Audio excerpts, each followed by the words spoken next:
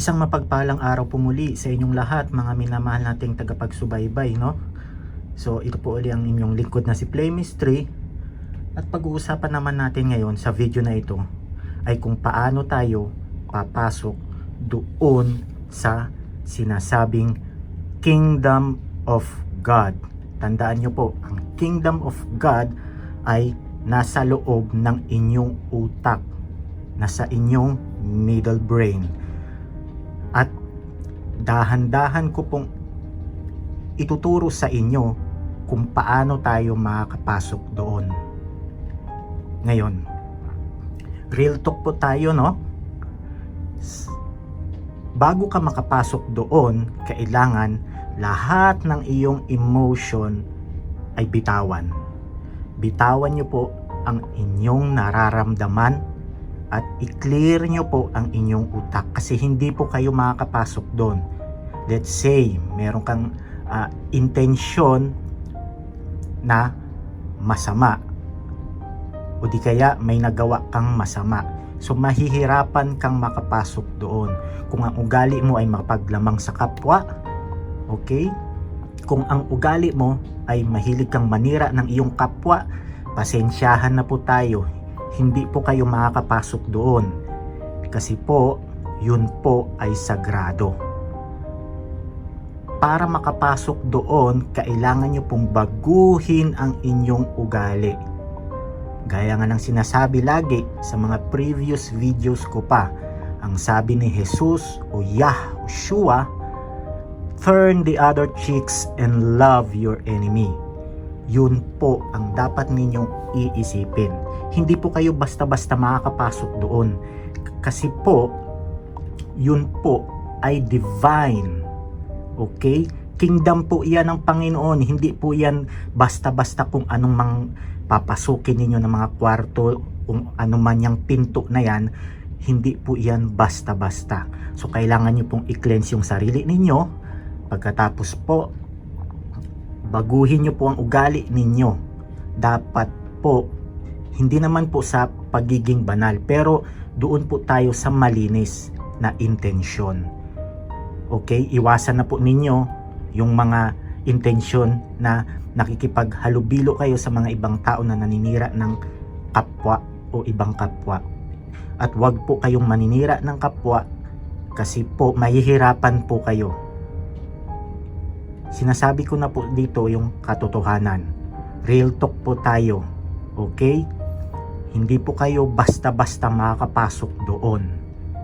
Kahit na itinuro ko na dito sa mga previous videos pa at saka sa mga upcoming videos pa, kahit na ituro ko na yan, kung hindi mo babaguhin yung ugali mo, pakikitungo mo sa iyong kapwa, never po kayong makakapasok.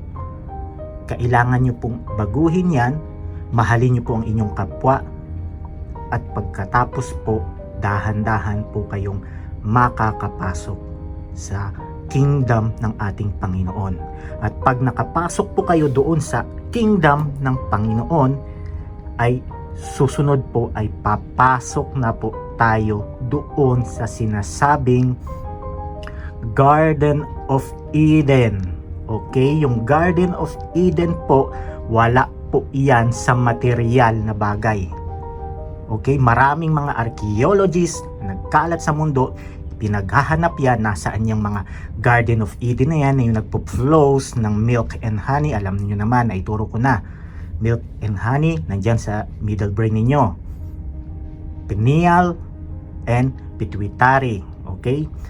Pero yung Garden of Eden na nasa gitna ng inyong puso, yung kinakabitan po ng inyong puso, dyan po ang papasok papunta sa Garden of Eden. Ngayon, hindi ka makakapasok dyan nang hindi ka dumadaan sa kingdom ng Panginoon, which is your middle brain. At hindi ka makakapasok dyan kung ang ugali mo ay mapanglamang sa kapwa, naninira ka ng kapwa, nanapak ka ng iyong kapwa. So wag tayo doon. Doon tayo sa mga good Tulungan mo ang iyong kapwa, mahalin mo ang iyong kapwa kahit ano man ang ugali niyan, mahalin mo yan. Kahit na sinisiraan ka niyan o meron niyang sinasabi pagtalikod mo sa kanya, mahalin mo yan. Why? Yun ang paraan para makapasok sa kingdom ng Panginoon. Hanggat hindi nyo po gagawin yan, kahit anong turo ko po sa inyo, hindi po kayo makakapasok. Real talk po tayo. Okay po? Ngayon, ito po yung eensayuhin ninyo para po kayo makapasok. Sa mga kasamahan natin o di kaya sa mga tagapagsubaybay natin na PWD o person with disability na walang kamay, walang paa, magfo-focus po kayo, diretso na po kayo doon sa ating brain. Okay po? Doon po kayo magfo-focus na. Didiretso na po kayo doon kasi wala naman po kayong joint o yung tinatawag na ganito. Wala po kayong joint na para maka-activate yung sinasabing frequency. Okay? So, maswerte po kayo. Hindi ko sinasabi na maswerte kayo sa physical, pero in spiritual ay parang nag-shortcut na po kayo. Yung mga PWD na tagapagsubaybay natin na pinanganak na walang kamay, o di kaya na disgrasya, o di kaya walang paa, diretso na po kayo doon sa brain. Okay? Pero sa mga may kamay po, sa mga kumpleto yung inyong pangangatawan, ay ito po ang ating gagawin. Insayuhin po ito at least 2 times a week. Kailangan nyo pong gawin ito kasi hindi po kayo makakapasok doon sa kingdom ng Panginoon hanggat hindi nyo po ginagawa ito. Ito po yung first step. Kahit ano pong gawin ninyong meditation hanggat kumpleto ang katawan ninyo, hindi po doon sa mga PWD natin doon po sa mga kumpleto ang katawan, kumpleto ang kamay, hindi po kayo makakapasok kasi meron po kayong joint. Ito po yung pagitan ng inyong kamay at ng inyong dito yung papunta sa inyong braso. So, kailangan po natin i-activate yan. Ngayon, dito sa ating kamay, meron ditong 2 lagusan. Itong nakikita ninyo, yan, yung part na yan, yan po ang tinatawag na lagusan palabas. Lagusan palabas. At yung nandito po ninyo, ang tinatawag na lagusan papasok. Palabas, papasok. Diyan po dumadaloy yung inyong enerhiya. Palabas, papasok. Same din po dito sa inyong kanang kamay. Palabas, papasok. Ngayon, pag lumabas yung enerhiya ninyo dito, papasok yan dito. At yung lalabas na enerhiya naman dito, ay papasok yan dito. So, mag-create po kayo ng loop. Importante po na makagawa po kayo ng energy loop. Kasi po, yung energy loop na yun po ang susi. Okay? Binibigay ko na po dito ang aking nalalaman. Yun po ang susi para mabuksan ang pinto or to activate your pineal gland. Okay, pumapasok na po tayo sa kingdom ng Panginoon. Ngayon, para ma-activate iyon, ito po ang gagawin ninyo. Practicein nyo po ito at least 30 minutes twice a week. Kung twice a week, ma-activate mo ito 2 months siguro. Pero kung araw-araw ka, siguro 1 buwan, ma-activate mo na ito. Okay? Ito po ang gagawin ninyo. Dapat tuyo po yung inyong kamay, no? I-shake. Kailangan nyo pong i-shake yung inyong kamay. Yan. Ganyan po. I-shake nyo po yung inyong kamay. Kailangan po mabuhay yung mga nerve dyan sa inyong kamay. After nyo pong mabuhay yan, ma-shake nyo po. Tama na yung mga 2 minutes na pag-ensayo ng ganyan. Pagkatapos nyan, gagawin nyo po, irarab nyo po yung inyong kamay ng ganito. Irarab nyo po muna yung inyong palm, yung inyong palad, na hindi dumidikit yung fingers Okay? Rub natin yan. And then, pag ganon, pagkatapos po ng rub yan, isusunod nyo po, dahan-dahan nyo pong ganitohin. Pagkatapos, isusunod nyo pong ilalapat yung inyong fingers na parang ganito. Kapag na-rub na po natin yan, hihinga po kayo ng malalim. 3 beses po ha. Hihinga ng malalim 3 beses. Pag hinga ng malalim, dahan-dahan i-release yung hangin. Okay? 3 beses po. Inhale.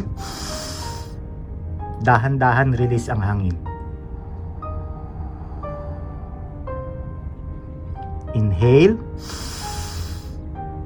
Dahan-dahan release ang hangin. Inhale. Dahan-dahan release yung hangin. Pagkatapos po nun, sa susunod na pag-inhale ninyo po ay ibubuka nyo po ito. Sundan nyo lamang po ako. Inhale. Exhale. Pero hindi na po siya lalapat. Okay? Hanggang dyan lamang po. Inhale. Exhale. Inhale. Exhale. Pagkatapos po niyang gawin nyo po yan, gaganituhin nyo po yung inyong kamay.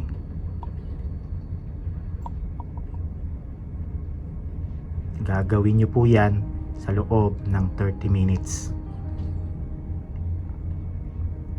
Kapag baguhan o first take mo itong unang attempt mo ito, mahihirapan kang maramdaman yung iyong enerhiya. So kailangan nyo pong praktisin yan 30 minutes.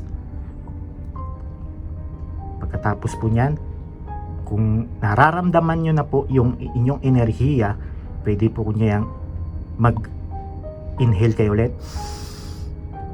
Exhale. Palayo ng palayo.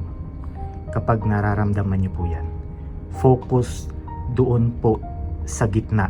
Doon po kayo mag-focus. Akin, ramdam ko na kaagad lakas. Okay?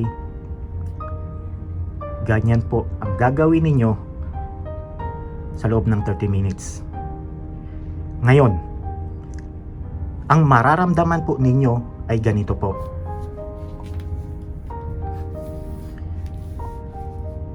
Kapag habang ginaganyan ninyo ang inyong kamay, malamang naka-experience na po kayo dito ng nakahawak kayo ng mga appliances. Ako, nakahawak ako ng amplifier na merong ground. Okay? Yung paghawak ng appliances, merong ground po. Okay. Hindi naman yung malakas yung ground. Yung mga appliances na may kunting ground, hawakan nyo po yan. Napansin nyo po minsan, kung iwan ko lang ko po sa iba, pero iba minsan nirarab pa nila yung kamay nila ng ganyan. Uy, may ground pala itong appliances na ito. Mararamdaman nyo po yung pagka naramdaman ninyo yung ganon, yun po ang mararamdaman ninyo dito sa inyong palm, na para bang may maliit na ground na gumaganon dyan sa inyong palm. Yun po ang inyong enerhiya. Kailangan po natin yan practicein. Why? Kasi yun po ang magcha-channel ng inyong frequency. Mararamdaman nyo po yan dito hanggang sa umabot sa mga ganito. Kapag katagalang practice ninyo, hanggang sa mararamdaman ninyo na kahit malayo na siya, mararamdaman ninyo. Focus on the middle. Doon po kayo mag-focus. Dahan-dahan, mararamdaman nyo po yan. Imposibleng hindi nyo po yan maramdaman. Siguro sa unang attempt, second attempt, third attempt, hindi nyo yan mararamdaman. Pero maaari kung saradong-sarado talaga yung iyong lagusan, sa 4th attempt, 5th attempt, doon nyo po mararamdaman. Meron po yan parang maliit na ground na gumaganon dito. Yan, gumaganon. Yun po ang kailangan natin bago po tayo pumasok doon sa pagmemeditasyon. Okay? Kasi papasok na po tayo doon sa kingdom ng Panginoon. Ngayon, kapag nararamdaman nyo na yan, praktisin. Pagkatapos po, proceed po tayo sa second step. Yung second step po, tingnan nyo po kung ano po yung inyong dominant na kamay. Kung ikaw ay kanan, yung iyong hintuturo ay nasa taas. Kung ikaw ay kaliwa o kaliwete, yung iyong hintuturo sa iyong kaliwa ay nasa taas. Ganito yan. Okay? Nasa taas siya kung ikaw ay kanan. Kung ikaw ay kaliwete, ito naman yung nasa taas. So, kanan ako, kaya ganyan. Ngayon, ito yung tinatawag na thumb rest. Dito nyo po i-rest yung inyong thumb. Okay? Kailangan po yung thumb ay magkadikit. Yan. Magkadikit po yan and then rest. Nasa rest mode po yan. Ganito po ang ipapatong ninyo doon sa inyong lap o yung din doon sa inyong hita habang kayo ay nagmemeditasyon. Okay? Pwedeng nakaupo. Maayos na yung nakaupo. Okay? Pwedeng Indian sit, pwedeng nakahiga. Kung nakahiga, dapat po, hindi po, nakaganito po yan. Hindi po yan nakaganon sa inyong maring tiyan, o di kaya sa inyong dibdib, hindi po. Nakaganon po yan. Dapat po, wala pong nahawakan dito. Nakaganyan po yan habang kayo ay nakahiga. Okay? Pero kung nakaupo po, ganyan. Ngayon, dito sa gitna po, hindi nyo po yung nakikita, dito po nagkikreate ng frequency. So, yung frequency, nagkakaroon po yan ng loop. Labas, pasok, lalabas, papasok. Yung lalabas dito, papasok dito. Yung lalabas dito, papasok dito. Nagkikreate po yan. Kailangan ganyan po. Tapos, breathe ng 3 beses bago magmeditasyon.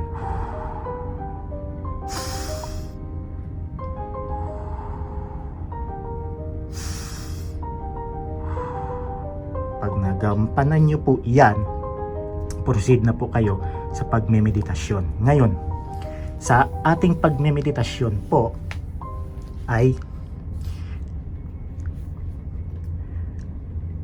gaya ng sinabi ko, tanggalin ang lahat ng emotion. Gawin mo munang linisin yung iyong sarili, mag-cleanse ka muna, humingi ka ng tawad sa Panginoon, baguhin mong iyong ugali kung meron kang ugali na paglalamang sa kapwa, pananakit sa kapwa. Baguhin nyo po yan kasi hindi po kayo makakapasok. Maniwala po kayo sa akin, 100% po hindi po kayo makakapasok. Kailangan nyo pong baguhin yan. Ngayon, pagpapasok na po tayo doon sa Kingdom of God, habang kayo po ay nagmemeditasyon, hindi po kayo, mahihirapan po kayo. Okay? Sa pag-iensayo po, pwede po mag-ensayo ng 30 minutes. Okay? Sa mga previous videos ko pa, sinasabi ko, 30 minutes, pwede po yun. Pwede rin po yung 1 hour. Pero, bigyan nyo po yung sarili niyo kahit isang araw sa isang linggo ng 2 hours. Continuous meditation ng 2 hours. Dahil sa pagitan ng 1 hour and 30 minutes to 2 hours, doon po mag-a-activate yung inyong pineal gland. So, sa mga first time na maggaganito ay mahihirapan po kayo. Okay? Siguro sa 4th attempt ninyo, doon pa lamang po kayo makakaranas ang kingdom ng Panginoon na hindi nakikita pero nararamdaman. So mararamdaman nyo po yun. Okay?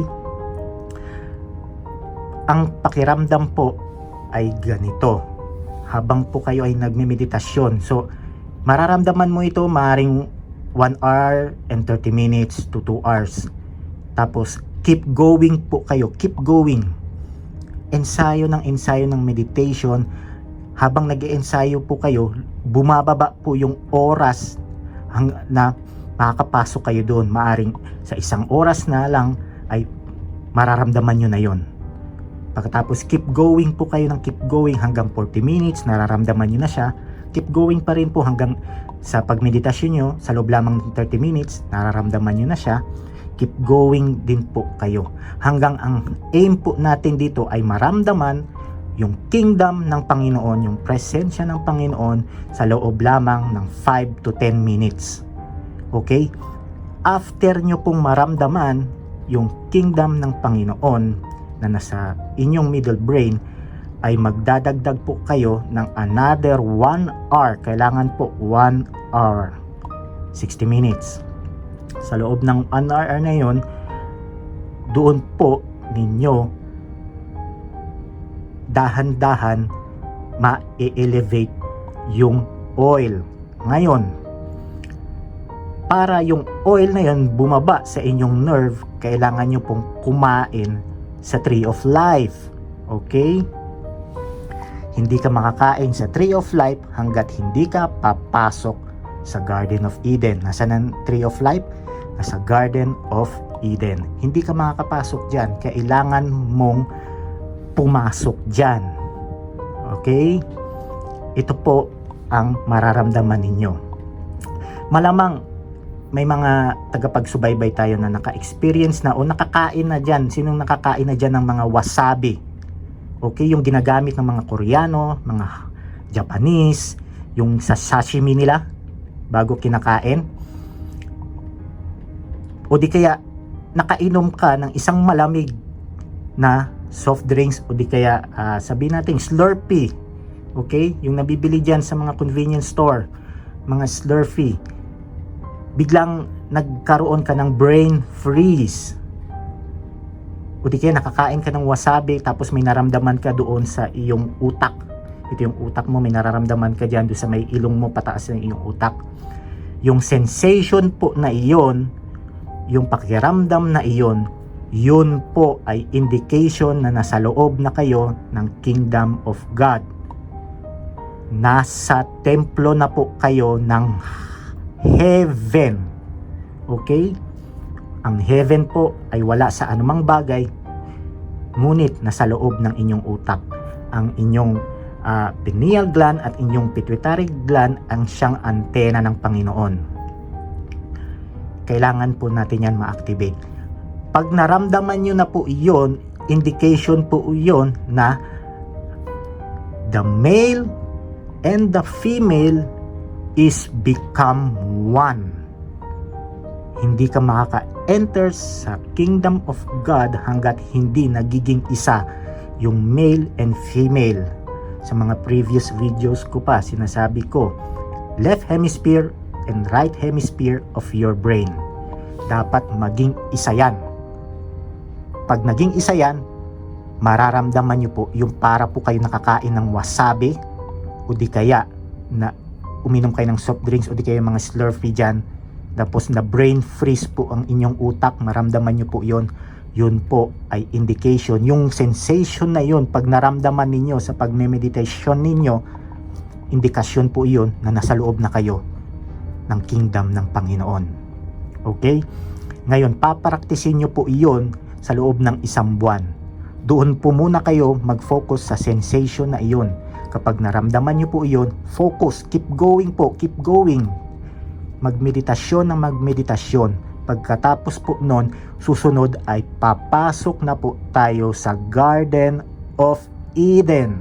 Ang Garden of Eden po ay nandyan sa inyong puso. Okay? Papasok po tayo dyan. Para malalaman nyo po na nakapasok na po kayo dyan sa Garden of Eden na yan, ay mararamdaman nyo po yung inyong puso na parang may tumutusok. Okay? Sa loob ng inyong puso, parang may gumaganyan, tumutusok, pero hindi naman masakit. Ha? Parang may gumaganyan. Indication po 'yon na nasa loob na kayo ng Garden of Eden. Pagkatapos po nun, dagdagan nyo po ng another 1 hour. Okay? So, palagay natin sa pag-iensayo mo ng ganon, yan. Tapos, after nyan, 5 minutes, 10 minutes, naramdaman mo na yung para kang nakakain ng wasabi o di kaya na brain freeze yung iyong utak. And then susunod, another 5 minutes to 10 minutes, kung tuloy-tuloy yung inyong ensayo, mararamdaman nyo na nun, para may gumaganon sa inyong puso. O parang may tumutusok. Pag naramdaman na po yan, yung may tumutusok na yon, ibig sabihin, nasa garden na po kayo ng Eden. At mapapansin nyo po doon sa inyong spine, sa spinal cord ninyo parang may tubig na umaakyat papasok sa inyong utak.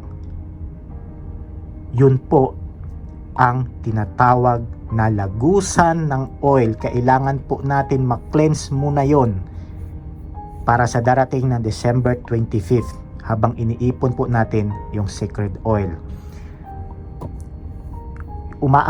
Parang nararamdaman nyo po yan sa likod ng inyong spine na may parang tubig na paakyat doon sa inyong brain. 3 po yung mararamdaman ninyo. Para ka nakakain ng wasabi, o di kaya na brain freeze yung iyong utak. Parang may tumutusok-tusok dyan sa iyong puso. Hindi mawawala yan. Tuloy-tuloy yan hanggat nagme-meditation kayo na parang may gumaganon sa inyong puso. Pagkatapos, pangatlo, mararamdaman ninyo yung may umaakyat na parang tubig doon sa inyong spine. Yun po ay indication na nagre-rejuvenate na po ang inyong katawan. Pero wala pa po yung oil kasi ang habol po natin ay yung frequency na maiakyat yung oil. Okay? Hinahanda ko po kayo para po ma-ensayo na po ninyo kasi mahaba-habang ensayo po ito sa mga seryoso dyan sa aking mga binabahagi. Real talk ulit, hindi ka makakapasok sa kingdom ng Panginoon kung ang ugali mo ay mapaglamang sa kapwa, mapanglait sa kapwa, mapanakit sa kapwa, o di kaya gumagawa ka ng mga chismis, o di kaya nakikichismis ka sa mga tao na naninira ng ibang kapwa. Iwasan po natin yan. Lumayo po tayo sa mga tao na ganon. Okay? I-cleanse po natin yung ating sarili kasi tayo po ay pumapasok na sa kingdom ng Panginoon. Kapag naramdaman nyo po yan, doon nyo po malalaman na totoo yung sinasabi ko. Una, mag-focus muna sa brain. Dapat maramdaman ninyo yung parang na brain freeze yung inyong utak. Mararamdaman nyo po yan. Ito yung inyong ulo, tenga ninyo. Dito sa gilid niyan, may tumitibok yan. Okay? Unang step niyan, pag nagmeditasyon kayo, hindi nyo po yan ma-achieve. Kasi unang mararamdaman ninyo dyan, may makikita kayo na para bang may mga ulap-ulap na iba't ibang kulay dyan habang kayo ay nakapikit. Okay? Matagal po ito ma-ensayo. Kung twice a week mo ito gagawin, siguro 2 months. Okay? 2 months. O di kaya kung araw-araw mo itong ginagawa, 1 buwan, mararanasan mo na yan sa iyong utak. Pagkatapos niyan, susunod yung iyong puso. Mararamdaman mo na yun doon na parang may gumaganon, tumutusok dyan. Okay? Pagkatapos po niyan, susunod nun, mararamdaman po ninyo na parang may umaangkyat na tubig doon sa inyong spinal cord. Yun po ay nagre-rejuvenate na po kayo. Kapag naramdaman po ninyo yung mga ganong sinyales, congratulations po. You are born again. Pinanganak kang muli. Ngayon, bakit kailangan natin yung mga ganon? Yung pumasok sa kingdom ng Panginoon para ma-rejuvenate. Kasi po ganito yan. Sa inyong DNA, sa inyong cell, sabihin na natin, ito yung produce, ito yung consume. Okay? Naandito ka.